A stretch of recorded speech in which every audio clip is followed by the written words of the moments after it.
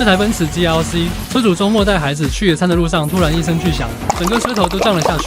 随后车主小心地开到 4S 检查，4S 师傅告知是空气减震损坏，还表示减震无法维修，全世界都修不了。若要更换2条，需44800，还要等1星期的维修周期，车主根本等不了。不过车主此前收藏过我们专业维修减震的视频，于是通过视频联系到我们，直接把车开了过来。接下来就看我们如何帮车主省下换新费用。首先换上新皮囊，然后利用专用设备与端头扣压回去。都看到这里了，手艺人创作不易，能不能帮忙点个赞，鼓励鼓励？不到1盏茶的时间，师傅就把减震修复好了。最后车主赶上了野餐亲子时光，你们说这样维修收多少合适？